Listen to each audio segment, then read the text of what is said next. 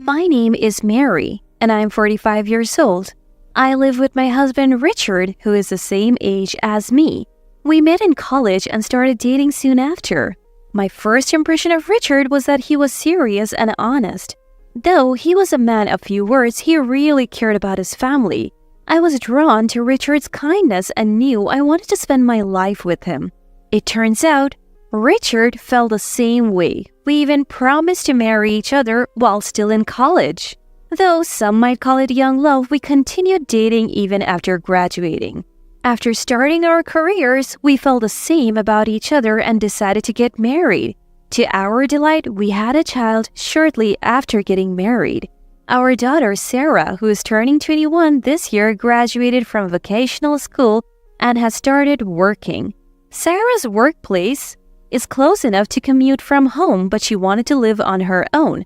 So she's now living alone not far from her workplace. With Sarah moved out, Richard and I have been enjoying life, just the two of us, for the first time in a while. Life was pretty good, but there was one thing that bothered us. It was the presence of my sister-in-law, Susan.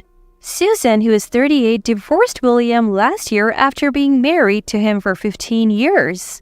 The reason for their divorce was Susan's infidelity. Susan may look like an average woman, but she has a weakness for men. It seems she had cheated on William multiple times over their 15-year marriage. William had seemingly turned a blind eye to Susan's cheating, but her actions escalated and he couldn't bear it anymore. He had been collecting evidence of her affairs. With this evidence, William confronted Susan with divorce papers.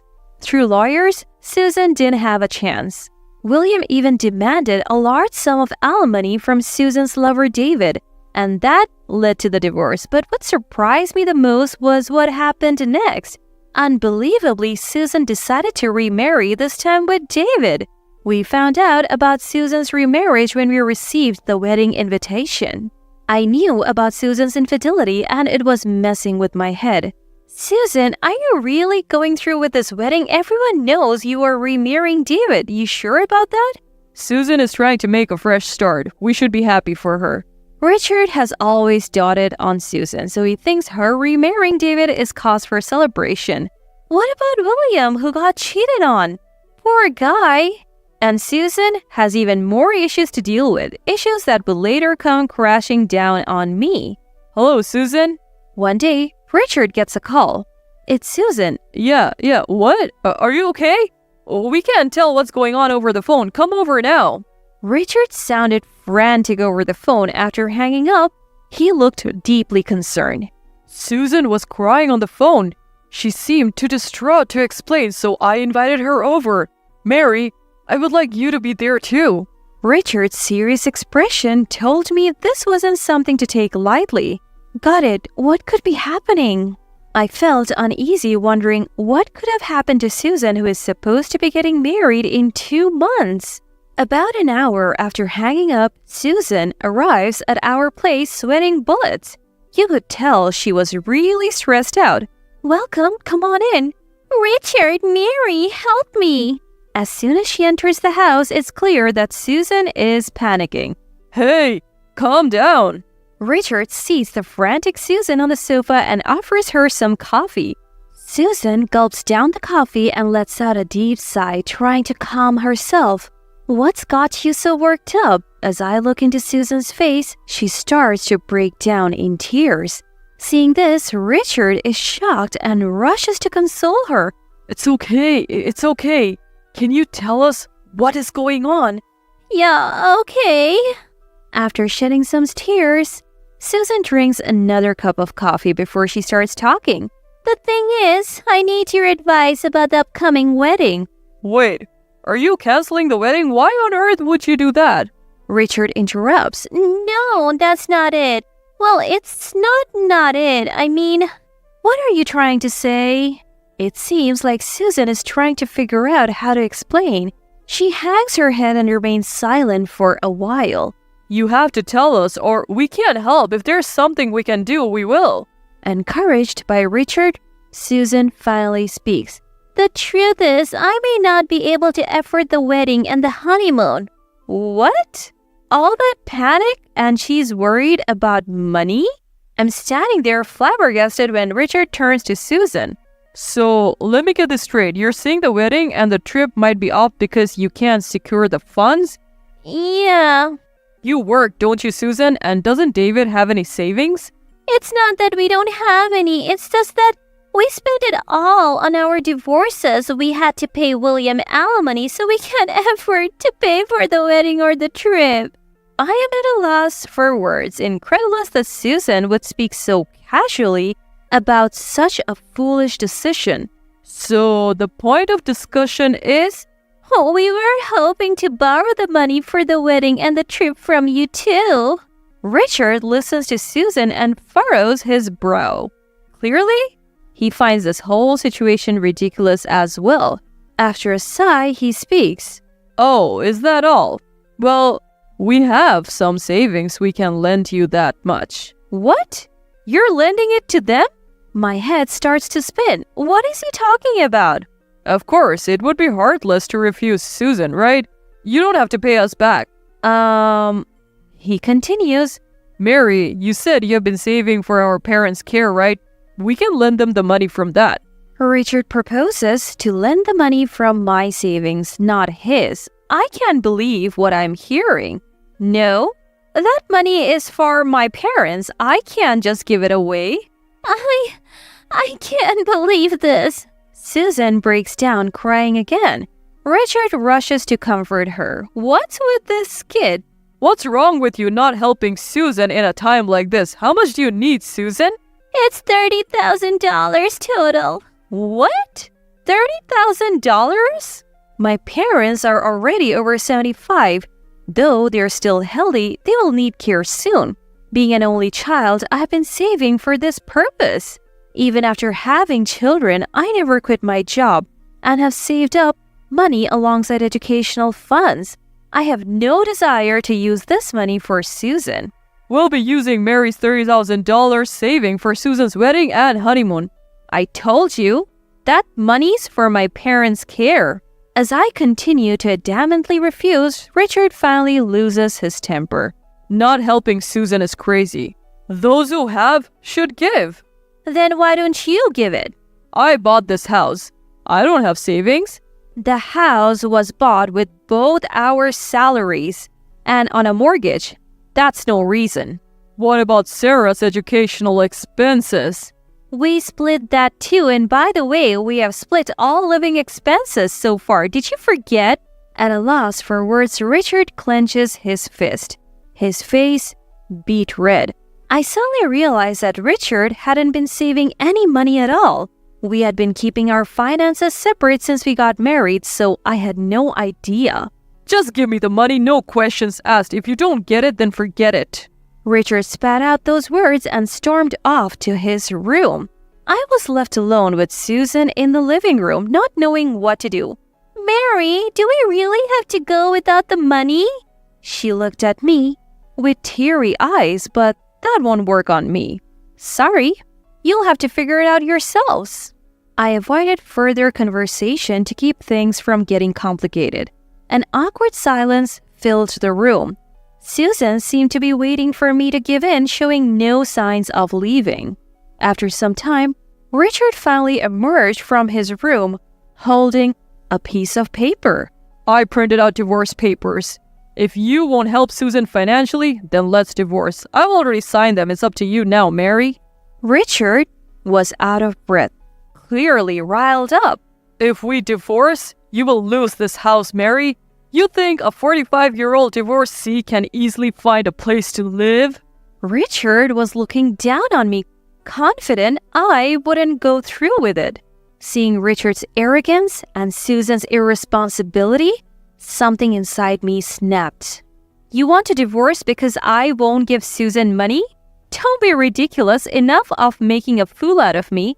I snatched the divorce papers from Richard. I'll go through with the divorce. Why don't you pay Susan the $30,000 you love her so much? Maybe Richard thought I would apologize. My yelling left him frozen in surprise. Ignoring Richard, I quickly packed essentials and left the house. I had nowhere to go, but I took a chance and called Sarah. Hello? Hey, how are you? Luckily, Sarah picked up right away. Rare to get a call from you. What's up? Well, I had a big fight with Richard. If it's not too much trouble, can I stay at your place for the night?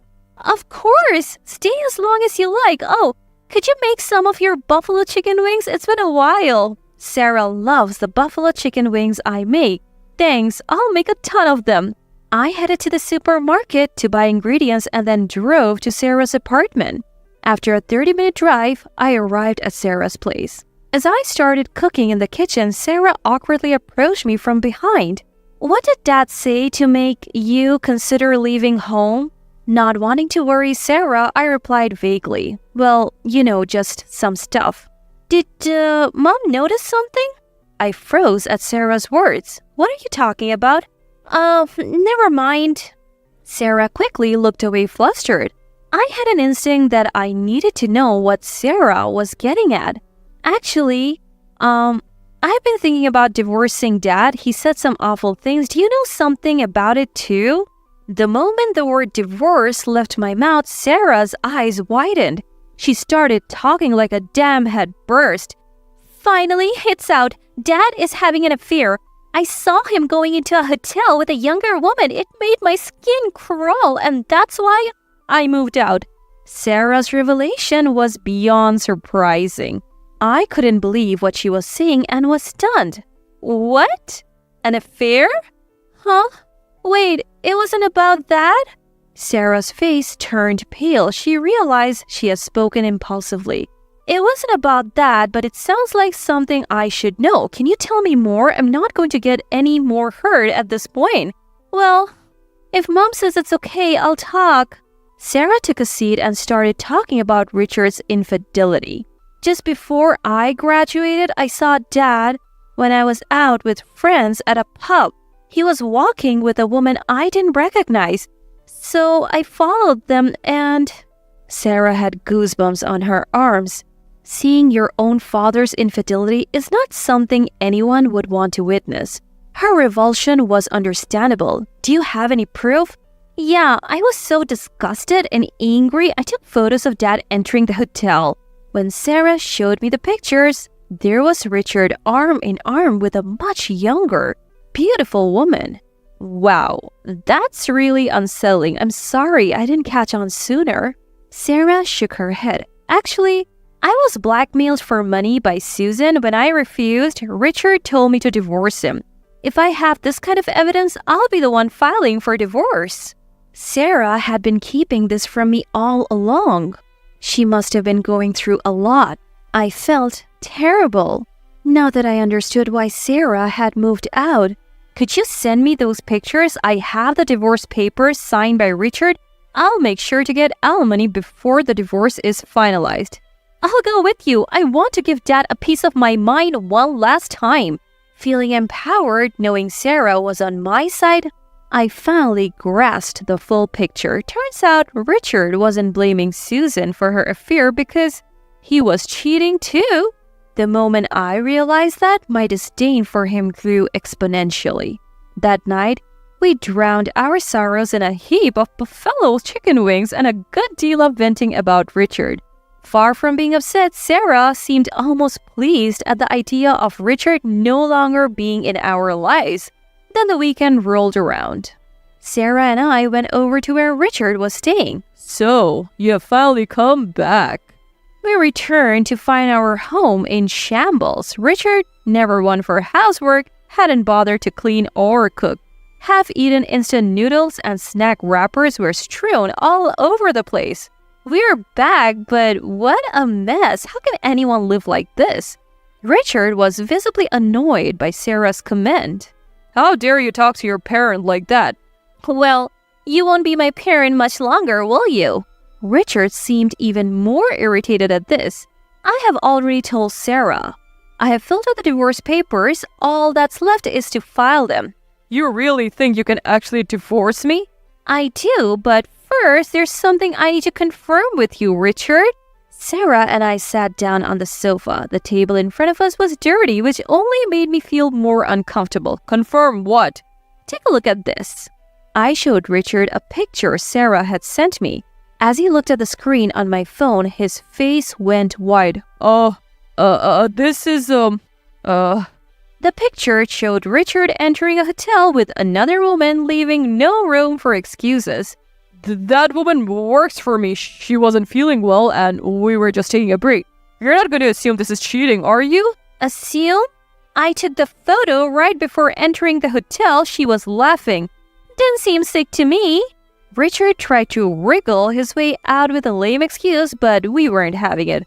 I'll give you the divorce you want, but you will have to pay the alimony decided in court. I can't afford to pay alimony. I have to give money to Susan too. My disappointment in Richard, who was still prioritizing Susan, even now reached new heights. Then work hard to afford both. From now on, we'll talk through lawyers, so don't contact us again. I don't need a cheating dad. Please get out of my sight. We were just about to leave the house when we heard, Wait, you've got it all wrong. Please wait. Richard came chasing after us, desperate. Think about it, Mary. If we get divorced, you're gonna lose the house, right? You would just be causing yourself trouble. I felt not an ounce of love for Richard, who couldn't even master an apology to the very end. It's your punishment for planning to use my money on Susan and for belittling me. I don't need this house. Mom, you can stay at my apartment for a while. Leaving a tearful Richard behind, we walked out of the house. What a relief. Me too. The thought that we wouldn't have to deal with Richard and Susan anymore lifted our spirits. Eventually, I was able to finalize the divorce. Thanks to Sarah capturing those incriminating photos, I also secured a decent settlement in court. Broke and penniless, Richard could no longer provide for Susan. As a result, Susan and David were unable to get married. They didn't just stop there, they broke up their engagement after constant fights about money. Susan blamed her inability to remarry on Richard. Infatuated with Susan, Richard felt responsible and they now live together. However, due to paying me the settlement, Richard is also broke. In the end, they moved in with their parents, but I had already filled them in on the situation, so they got kicked out. People should learn not to depend on others' money and start living on their own. As for me, I decided to move back into my parents' home with Sarah. Fortunately, both of my parents are still healthy, so I used my saved caregiving funds to renovate our family home. The fully renovated house is incredibly comfortable and both my parents and Sarah are thrilled. I plan to keep working hard to maintain this simple yet fulfilling life.